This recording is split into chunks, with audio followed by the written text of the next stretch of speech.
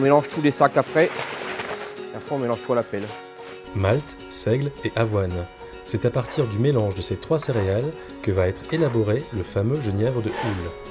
Ici, c'est une affaire de famille qui perdure depuis 2 siècles. La distillerie Persine est la dernière à produire son eau de vie de façon traditionnelle et artisanale. On est à la limite du Marais Audomarois et tout près d'ici, en fait, la petite rivière du village, qui s'appelle la Houle, prend sa source. Donc en fait, la distillerie était installée à la source de la Houle pour pouvoir bénéficier justement d'une eau de qualité. La fabrication du genièvre commence toujours par un brassage, c'est-à-dire que quelque part on commence par fabriquer de la bière.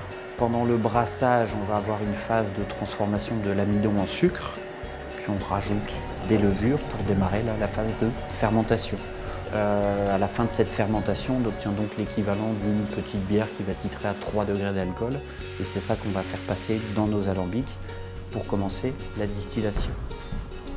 Alors les particularités, c'est que nous utilisons des alambics traditionnels, donc en triple distillation, ce qui est de plus en plus rare. Et puis tous nos genièvres passent en fût de chêne en fait, et on va avoir des vieillissements qui peuvent aller de 1 an pour les plus jeunes, jusqu'à on peut monter à une vingtaine d'années, plus de 20 ans. Alors il y a un siècle, le genièvre, c'était beaucoup la bistouille, c'est-à-dire le petit café du matin rallongé d'une ou plusieurs gouttes de genièvre. Bon, ça n'existe quasiment plus, c'est surtout un digestif, mais on arrive également, en fonction des produits que l'on travaille avec le vieillissement, à s'approcher du goût des whiskies, des modes de consommation des whiskies par exemple. Donc ça peut être bu dès l'apéritif, on peut le déguster en cocktail, et puis également utiliser le genièvre en cuisine. Petit exemple, ça rentre dans la recette du pot de chevelèche. Un savoir-faire de qualité mondialement reconnu. 2 prix prestigieux lui ont été remis aux World Gin Awards, dont celui du Brut de Fût, qui a obtenu le titre de meilleur genièvre du monde. C'est la récompense d'un travail, d'un savoir-faire, et puis même pour le patrimoine de la région, je pense que c'est très important de voir qu'un produit qui est traditionnel puisse être primé de la sorte.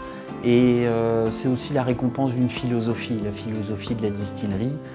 Comme je le disais, on continue à travailler à l'ancienne. Mes prédécesseurs n'ont jamais voulu passer sur une phase plus industrielle, qui est peut-être un petit peu plus facile au niveau du travail, mais on ne s'y retrouve pas au niveau du goût. Donc moi je prends cette récompense dans ce sens-là, c'est-à-dire que quelque part on a raison de continuer à privilégier la qualité, le goût de nos produits. Plus d'infos sur www.eaudefrance.fr.